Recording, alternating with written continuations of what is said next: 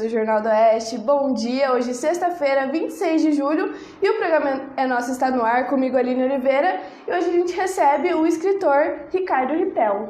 Bom dia, Ricardo. Bom dia. Seja bem-vindo. Muito obrigado. Então, o Ricardo, ele produziu uma obra, aí o Willy Bart, uma biografia, e ontem foi o lançamento no Museu Willy Bart, ele vai contar um pouco mais sobre os detalhes, como foi essa pesquisa, né? E, Ricardo, para começar, como é que foi o processo, né, de iniciação dessa obra? Bom, essa obra começa em função de pesquisas que a gente realiza na universidade, onde no nosso grupo a gente tem um grupo de pesquisas da região, de desenvolvimento, e nesse grupo eu, há alguns anos já, duas décadas ou mais, eu acabei me direcionando para a análise das questões demográfico-econômicas do nosso desenvolvimento. E a partir de uma pesquisa muito grande que eu realizei, que acabou resultando na minha tese de doutorado sobre a migração no oeste do Paraná e a interferência desse processo no nosso desenvolvimento, eu fui convidado no ano de 2004, a fazer um ciclo de palestras em várias universidades da nossa região, falando sobre o fenômeno do que tinha acontecido, até porque o censo demográfico ainda estava sendo finalizado, então a gente tinha alguns interesses e as pessoas acabaram me chamando para vários momentos falar sobre isso. Numa dessas palestras, eu fui contatado pela filha do Sr. Willy Bart, a Ana Beatriz, que me convidou para conversar com a mãe, Dona Diva, com a irmã Maria Bernadette e com a irmã Maria Cristina. Nós nos reunimos os quatro naquele momento e começamos a conversar da possibilidade de se escrever uma biografia do Sr. Willy Bart, mas uma biografia contando a vida deste importante personagem do oeste do Paraná, do oeste de Santa Catarina, que marcou o desenvolvimento dessas duas regiões. E isso se devia ao fato de que outros trabalhos haviam sido feitos no passado, mas com perfis muito específicos, questões políticas, etc., e se esquecia da pessoa, né? Exato. Então, aí o convite foi nesse sentido. A gente começou a conversar. Depois de um certo tempo de conversa, o trabalho começa no ano de 2005, e ele começa basicamente buscando nos vários locais onde o Sr. Willy havia vivido, localizar pessoas que com ele tivessem convivido para coletar estas entrevistas. De fato, foram entrevistas. Eu sentei com as pessoas e conversei, foi um longo trabalho, foi com certeza quase 150 entrevistas, né? Hoje eu tenho uma sensação de um certo vazio, porque eu tive aqui na região a oportunidade de falar com dezenas de pioneiros que já não estão nesse andar, estão no andar de cima, né? E hoje, então, ontem foi um dia de saudosismo e também de memória. Mas, enfim, foi feito esse trabalho. Esse é um trabalho bastante detalhado, complexo, porque daí você tem que realizar as entrevistas, depois tem que fazer todo o trabalho de gravação, todo um bloco de cenário nesse sentido. E depois começou-se um grande levantamento documental de quem foi ele e da história que ele construiu, né? Então isso levou bastante tempo. Então, o seu principal foco foi na pessoa do Willy Bart. Exatamente. O livro... pessoal dele. Exato. O livro foca nele. Óbvio é o fato de que, em função de ter atuado como um importante colonizador no oeste de Santa Catarina, e mais ainda, o mais importante colonizador da nossa região, segundo vários e vários destes pioneiros, ele acabou tendo a história dele confundida com o processo de colonização e das próprias colonizadoras. Então, muitas vezes você não consegue separar diretamente a história dele da colonizadora. Mas essa foi a nossa intenção, e a gente acredita que tenha chegado a um bom êxito nisso, porque o foco é quem foi esta pessoa que tão marcantemente deixou a sua imagem, a sua presença em várias regiões. Exato, eu achei muito interessante, Ricardo, porque o Willy Bart tem nome de praça, inclusive do nosso museu aqui de Toledo, e eu mesma né, não sabia, esse é ele, essa é a obra, este é ele. Olha só, então é muito importante aí para um histórico aí de Toledo, né? Exato, acaba sendo um histórico de Toledo de um indivíduo que foi pioneiro, que chega aqui pela primeira vez em 1948, depois vem definitivamente em 49, mas que desde o começo da colonização, da ocupação, da compra da Fazenda Britânia, teve um papel fundamental no processo de ocupação do que hoje são importantes municípios da nossa região. Toledo, Marechal Cândido Rondon, Entre Rios, Quatro Pontes, são mais de uma dezena de municípios que foram diretamente atingidos pela colonização, que fazia parte dessa grande gleba que é chamada Fazenda Britânia, que a Maripá colonizou. E ele foi líder da Maripá, desde a sua constituição até o passamento dele, né? E deixou uma marca de planejamento, organização, estruturação muito relevante que fez a diferença. Quando a gente pega, as áreas que a gente trabalha com pesquisa mostram isso, quando você começa a comparar os nossos índices de desenvolvimento da região que foi basicamente colonizada pelos esforços da Maripá com outras colonizadoras aqui da área, você vê relevantes diferenças de índice de desenvolvimento humano. E isso está atrelado ao elemento histórico-estrutural do nosso processo de ocupação, de planejamento, de desenvolvimento e de organização dos locais que hoje são nossos municípios, né? Olha só, que bacana. E são 360 páginas, é isso? Exato. Com muitas figuras, muitas fotos. Ele apreciava muitas fotos. E essas fotos são importantes porque elas nos dão uma clara dimensão do que era essa região. A gente não pode esquecer que, por exemplo, no censo de 1940, o censo demográfico brasileiro, a nossa região ela era tão vazia em termos de população que o que hoje são os nossos 50 municípios tinha 7.400 habitantes aproximadamente. E o censo demográfico nacional chamava a região de Extremo Sertão do Oeste do Paraná.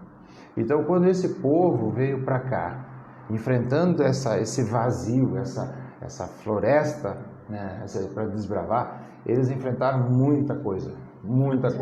E isso era bastante arrojado para a época, né? E as fotos você conseguiu ao ponto que você ia entrevistando esses colonizadores? Com alguns colonizadores, com a família, com o acervo do museu, com o acervo do museu daqui, de São Miguel do Oeste, com o acervo do Museu de Santa Cruz do Sul. Eu consegui localizar, por exemplo, as notas dele dos primeiros anos escolares, porque ele teve a felicidade de ter uma família que dava um valor muito grande para a cultura, e ele teve acesso a boas escolas.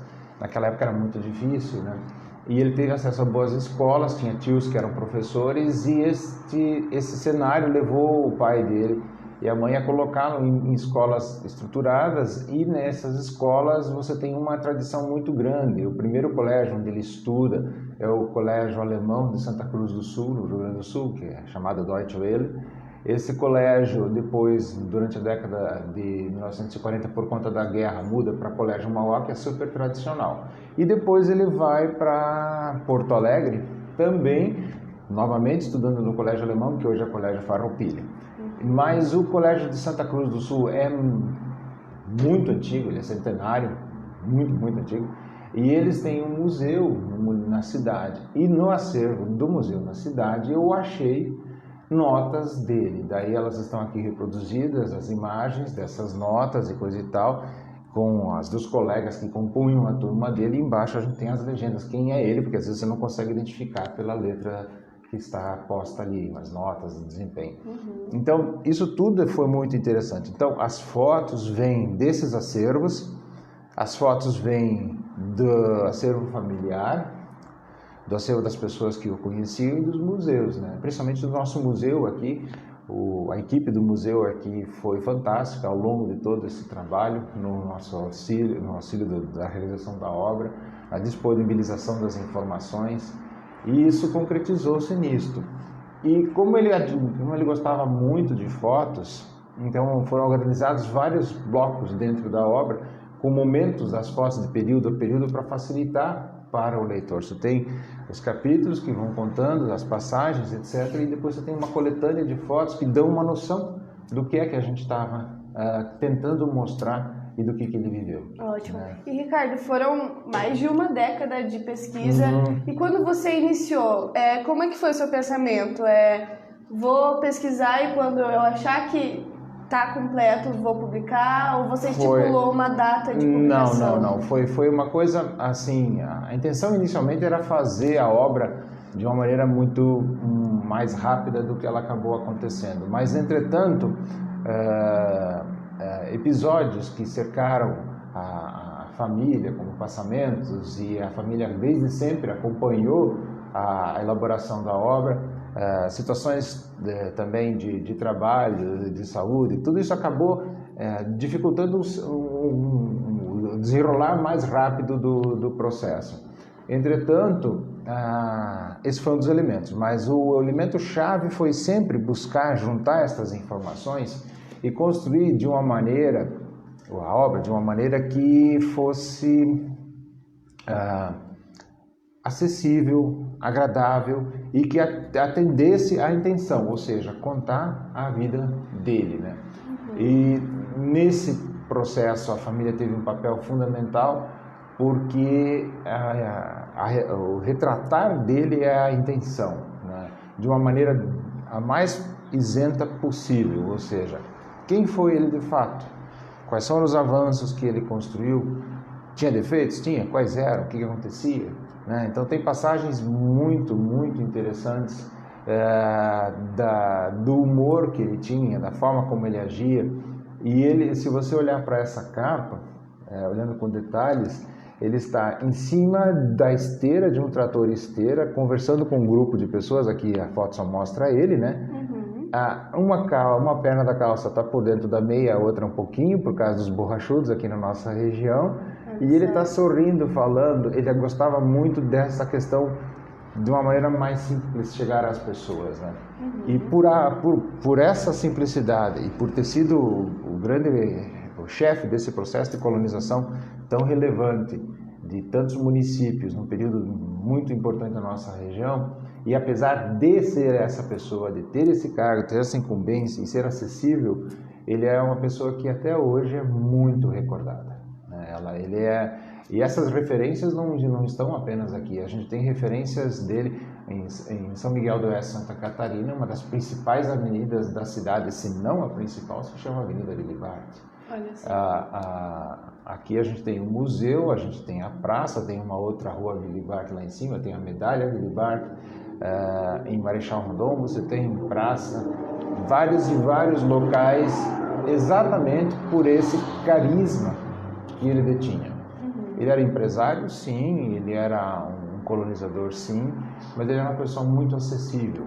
E isso que os pioneiros com os quais eu tive a oportunidade de conversar e as pessoas que com ele conviviam tinham a dizer, né? Então isso foi muito bacana nesse sentido. E eu cheguei aqui também como imigrante, vindo de Caxias do Sul, e desde pequeno a figura dele era uma referência histórica. Exatamente. Então isso acabou para mim sendo muito prazeroso. E você viajou aí para Santa Catarina, Rio Grande do Sul? Eu fiquei vários e vários momentos em Santa Cruz do Sul e distrito Rio Pardinho, que é onde ele nasceu. Depois de lá eu me desloquei para Porto Alegre, o segundo momento de vida dele, né? Fiquei vários dias em cada lugar desses, não apenas de uma oportunidade, mas várias. Depois, meu deslocamento foi para a região da Serra Gaúcha, especificamente em Caxias do Sul e o entorno, onde ele atuou profissionalmente como caixeiro viajante, que é o que hoje nós chamamos de representante comercial, né? Ele foi isso muito tempo, e aí que ele adquire uma série de experiências que vão ser úteis na vida dele. Depois também fui a Santa Catarina, São Miguel do Oeste e arredores também, pelo mesmo motivo, em função do processo de colonização, e óbvio aqui na nossa região e etc. Ocorreram deslocamentos também para Curitiba. Você tinha um volume bastante importante de pessoas que tinham convivido com ele, tanto aqui quanto nos outros locais que residiam em Curitiba. Então foi um volume bastante expressivo de viagens, de contatos. Esses contatos foram muito elucidadores da pessoa, da história da nossa região. E o bom hoje, nesse momento, é que a sensação de dever cumprido, nós chegamos a termo, né? E por quê? Porque existia uma expectativa muito grande. Até porque todo esse trabalho de conversar com pioneiros que foram muito importantes na nossa região, acaba para mim assim me dando uma sensação hoje de muita saudade, porque os idosos adoram conversar, às vezes a gente não tem tempo para conversar com eles, né? E aí isso é um óbice que a gente tem. Ao fazer isso para mim foi muito, muito importante, eu aprendi muito com essas pessoas e infelizmente muitas delas já não estão mais conosco, né? Então acabou sendo uma sensação de dever cumprido para toda essa trajetória. E Ricardo, todas essas histórias que você ouviu, tem alguma que você pode destacar aqui pra gente que mais te marcou? Algum personagem que te fez pensar? Eu vou adiantar uma que é muito eloquente de quem ele era, de como ele era brincalhão, né? Na Serra Gaúcha, a região da Serra Gaúcha é uma região bastante fria, né, no inverno, e num determinado momento da vida dele, nas viagens que ele estava fazendo, ele estava nós chamamos aqui de uma bodega antiga, um antigo armazém, né? Porque ele era representante comercial, todo mundo conhecia ele, estava com amigos, eles estavam jogando. Não souberam me dizer que tipo de jogo, se era canastra ou o quê. Mas eles estavam jogando cartas e ao mesmo tempo escutando o jogo do Inter e do Grêmio. E ele era colorado, ou seja, ele era do Internacional. Em determinado momento do jogo de carta e do jogo de futebol, o Grêmio fez um gol e o pessoal começou a encarnar nele, né? E gozar, e incomodar e coisa e tal. Como eram regiões de muito descampado naquela época, o deslocamento era uma coisa perigosa, era usual as pessoas andarem armadas, certo? E no meio desse jogo começaram a incomodar tanto ele, que ele de repente, assim como quem não ia fazer nada, pegou o revólver e deu um tiro no rádio. Tá, mas ele deu um tiro no rádio. Aí todo mundo se escondeu debaixo das mesas, incomodamos o alemão vai brigar com a gente e coisa e tal. Ele guardou o revólver, continuou jogando carta, fez de conta que não tinha feito absolutamente nada e virou para eles: o que aconteceu com vocês? Eu não gosto da voz do radialista. Meu Deus, muito boa essa história. Tem várias, né? E a pessoa que me contou isso, conviveu muito com ele na juventude, e que era lá de Caxias do Sul, o César, ele e outros rebordaram a mesma história, ou seja, contaram a mesma história, e daí você começa a perceber que de fato isso tem procedência, né? Mas isso foi uma malandragem, é claro, assim, uma atitude muito gaiteira, né? Sim. Alguns vão achar, hoje em dia você fala, mas isso naquela época as pessoas andavam com uma faca na bota, um revólver na cinta. Aqui era muito comum. Eu fui criado aqui no entorno do Lago Municipal, eu me lembro de ter matado uma coral ali perto de casa. Olha só. Então, a cidade era diferente, a região era diferente, as pessoas tinham outros costumes, mas existia uma coisa de comunidade muito, muito importante. E isso talvez seja um dos principais marcos da vida dele. Ele era acessível a essas pessoas todas. Então, você tem vários trabalhos contando passagens que foram vivenciadas com ele, que provam essa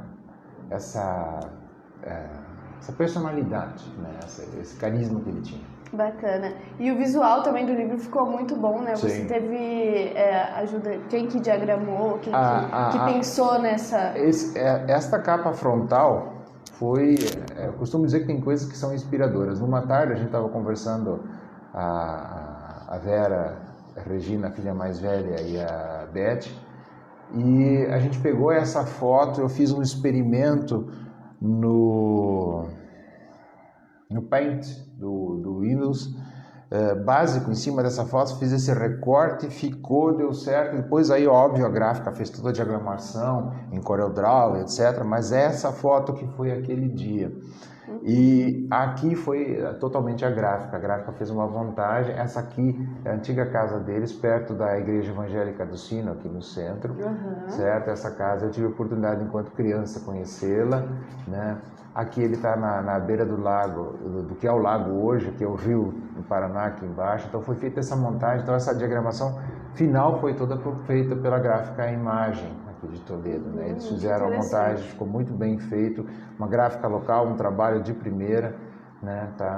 Ficou muito... Que você estava falando que as letras, né, no interior do livro foram todas pensadas para quem vai Exato, ler. a intenção foi pensar que aqueles que merecem, acima de tudo, o nosso respeito, os mais idosos que aqui construíram sua vida, tanto aqui quanto em São Miguel, porque esse livro vai ser distribuído para vários lugares, né? E que ainda estão conosco, gostariam de poder olhar, ler, recordar e ver. Então a gente escolheu esse tamanho de página, essa encadernação, esse fundo branco com letras negras bastante evidente para facilitar o manuseio, a preservação e a leitura, né? Óbvio, ficou uma obra diferenciada? Ficou uma obra diferenciada porque não é um tamanho padrão, mas ele se tornou extremamente agradável. Ontem a gente, com certeza, de 250 a 300 pessoas estiveram lá no museu, foi muito, muito bom. A gente não tinha noção da dimensão do que ia atingir o lançamento da obra, mas foi muito agradável. E as pessoas, posso quase afirmar que com 100% delas gostaram desse perfil, desse tamanho. Até porque o que acontece? Com esse perfil, as fotos puderam ser um pouco mais ampliadas, permitindo visualizar pessoas, lugares de uma maneira mais evidente. Então se torna ainda mais prazeroso. Bacana. E agora, ontem foi o lançamento e a partir de agora ele vai estar sendo comercializado nas livrarias de Toledo? Como é que vai ser? Inicialmente ele está em comercialização na livraria Baluarte, tanto pelo site quanto pelo local físico deles, que fica ali na Galeria da Catedral, né? Fica na 15 de novembro, subindo, onde é uma antiga loja de bicicletas que tinha ali. A Baluarte está muito bem instalada, e a Baluarte vai fazer essas colocações, a distribuição, acesso pelo site, coisa e tal. Outras possibilidades são através dos contatos, né, da Unioeste com a minha pessoa, e esse é o começo, né? Porque na verdade nesse momento foram editados, entregues 300 volumes, vão ser feitos muito mais, porque eles vão ser distribuídos para as bibliotecas da nossa região, das cidades onde ele viveu, ele coexistiu. Vai ser distribuído um importante volume também para algumas universidades e escolas. Então essa é a intenção. Ótimo, que legal. Então vai ser distribuído aí para todo mundo que quiser saber da história. Ao longo do tempo, né? Claro que vão ser números específicos, mas daí as pessoas que querem ter o seu próprio volume, daí podem contatar.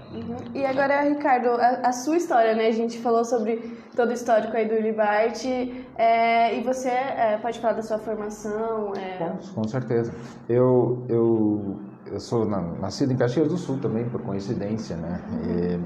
E vim para cá com 6 anos e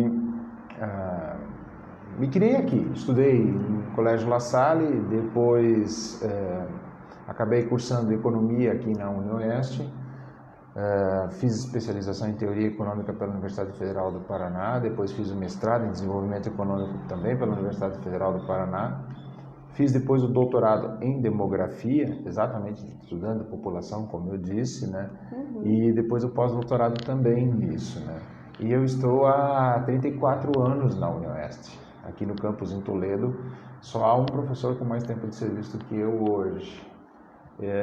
E eu pude participar desse processo todo de construção da Unioeste e da importância que ela tem. E dentro desse cenário todo, a gente construiu um curso que é um dos melhores do país hoje, né, com mestrado e doutorado. A gente tem alunos vindo de diversas partes do país e até do exterior. E isso nos permitiu fazer esses tipos de trabalhos. E aí isso aqui é um pouquinho diferente do que é o usual, porque ele foge de um trabalho técnico. Eu usei critérios técnicos para montá-lo, mas depois ele teve que ser suavizado por uma literatura mais suave, mais fluida, né, que foi construída ao longo do tempo. Essa foi sua primeira obra? Enquanto livro, sim. Eu tenho várias, dezenas de artigos publicados, outros trabalhos e coisa e tal, como livro, sim. E a partir de agora, depois dessa obra, a intenção é produzir mais? Vai depender, porque eu tenho produzido muito como único autor, essa é a minha primeira obra. Agora eu tenho vários capítulos de livros já publicados, mas são todos livros técnicos, né? Sobre o desenvolvimento, sobre o crescimento da nossa região, sobre todos esses tipos de análises que a gente faz, porque a gente acaba tendo que ter responsabilidade com o perfil profissional que a gente exerce, né? Isso também foi um dos elementos que acabou influindo no tempo em que o livro custou para ficar totalmente pronto. Na verdade, um grande boneco dele já estava pronto no final do ano de 2008, mas aí todos esses elementos, esses setores, as atualizações que tiveram que ser feitas, trouxeram-nos até aqui. E aí, agora, finalmente, ele ficou pronto. Bacana, então eu gostaria de agradecer a sua presença aqui, Ricardo. Muito interessante essa obra, eu tenho certeza que vai fazer muito sucesso aí para quem está chegando agora, quem quer conhecer mais a história dessa figura importante aí para nossa região e para os estados aqui do Sul. E para finalizar o programa, o nosso convidado escolhe a música. Mas antes disso, eu vou dar os destaques aí do Jornal da Oeste, enquanto você pensa. Então, gente, aqui na edição dessa sexta-feira, a gente tem que os municípios organizam uma formação de um consórcio de resíduos, né? Ontem, eu e a Janaí fomos lá na coletiva de imprensa. Inclusive, a Janaí está ali atrás hoje. Bom dia, Jana. Bom dia, gente. Ela está me auxiliando, porque a Bruna e a Jéssica foram para Curitiba aí para assistir palestras e aprimorar um pouco mais aí para o nosso conteúdo aqui do jornal. Temos também o resultado do terceiro concurso de Haikai aqui de Toledo. Então a gente divulgou os vencedores de cada categoria e também quem receberá a menção honrosa. Então tá aí na página 4 para vocês conferir. Você que participou aí do concurso e quer saber os resultados, tá na página 4. E tem a tradicional festa de São Luís em homenagem ao Polônio e aos motoristas.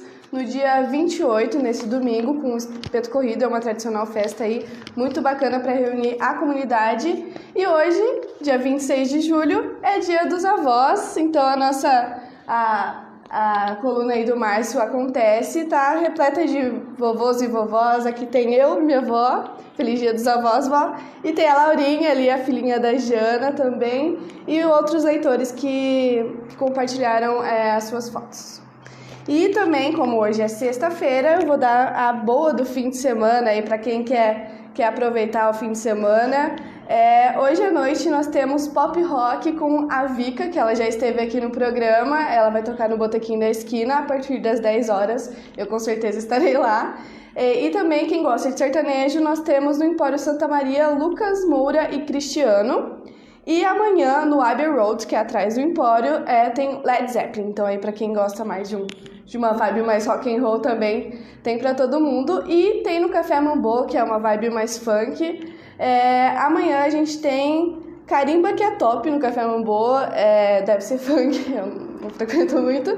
E no Clube Olímpico, amanhã a gente tem Skol e refri e água a R$1 na moeda. Então aí, ó, quem quiser aproveitar no final de mês, né? Não recebemos ainda, então no Clube Olímpico dá para se divertir. E no domingo, dia 28, tem banda Sagitários, que daí é mate baile a partir das 3 horas. Então aí, essa é a programação para esse fim de semana aqui em Toledo. Qual é o repertório de música que tu tens? Qualquer um. Uau. Qualquer um, Ricardo. Aqui a gente já tocou modão, já tocou rock, Anitta. O que o convidado pediu? Renato Russo, que país é esse? Renato Russo. Renato Russo faz muito sucesso aqui. Até porque é um ícone aí da música brasileira, né? Olha aí. Ótima escolha. Ótima escolha. Então, enquanto vai carregando aqui que o YouTube tá dando... Sim, não. Aí. Pronto. Então, com Legião Urbana, a gente vai finalizando o nosso programa de hoje. Muito obrigada mais uma vez, Ricardo. E sucesso pra você. E a gente se vê na segunda-feira. Aproveite o final de semana de vocês.